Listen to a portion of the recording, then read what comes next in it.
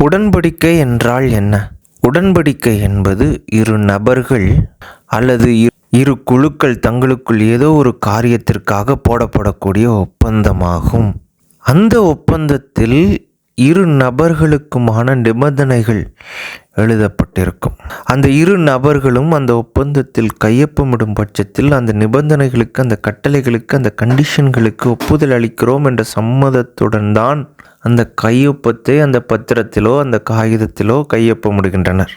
அந்த இரண்டு பேருமே அந்த ஒப்பந்தத்தை கடைபிடித்தால் மாத்திரமே அந்த காரியம் சிறப்பாக நடைபெறும், இல்லையா? அதே போல நாம் இயேசு கிறிஸ்துவை ஏற்றுக்கொள்ளும் பட்சத்தில் நாம் அவருடைய புதிய உடன்படிக்கை பத்திரத்தில் கையொப்பமிடுகிறோம் என்பதை நாம் அறிந்து கொள்ள வேண்டும்.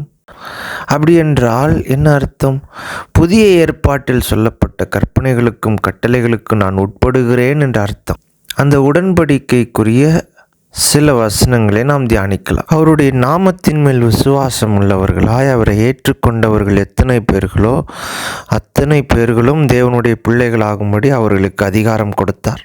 நாம் அவரை விசுவாசிக்கின்ற பொழுது நாம் அவருடைய பிள்ளைகளாக கூடிய அதிகாரத்தை அவர் நமக்கு கொடுத்திருக்கிறார். அந்த உடன்படிக்கை நமக்கு கொடுத்திருக்கிறது.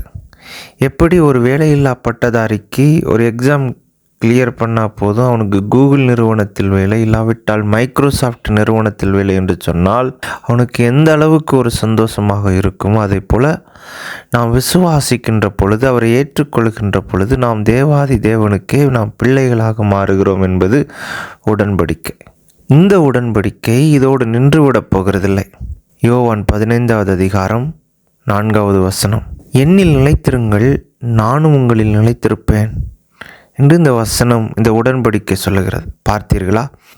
அவர் நம்மில் நிலைத்திருக்க வேண்டும் என்று சொன்னால் நாம் அவரில் நிலைத்திருக்க வேண்டும். அதுதான் அந்த உடன்படிக்கை. கடைசியாக ஒரு வசனம், 1 யோவான் 2:15, உலகத்திலும் உலகத்தில் உள்ளவைகளிலும் அன்பு கூறாதிருங்கள். ஒருவன் உலகத்தில் அன்பு கூர்ந்தால் அவனிடத்தில் பிதாவின் அன்பில்லை. பார்த்தீர்களா?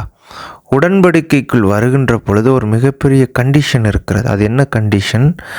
நாம் உலகத்தை வெறுக்க வேண்டும். அப்பொழுதுதான் நாம் இயேசு கிறிஸ்துவின் பிள்ளைகளாக மாறியிருக்கிறோம் என்று பொருள். அந்த உடன்படிக்கைக்குள் நாம் இருக்கிறோம் என்று பொருள். நாம் இயேசு கிறிஸ்துவை ஏற்றுக்கொண்டிருக்கிறோம், ஆனால் உலகத்தை வெறுத்திருக்கிறோமா என்று நம்மை நாம் ஆராய்ந்து பார்ப்போம். ஹல்லேலூயா, ஆமேன்.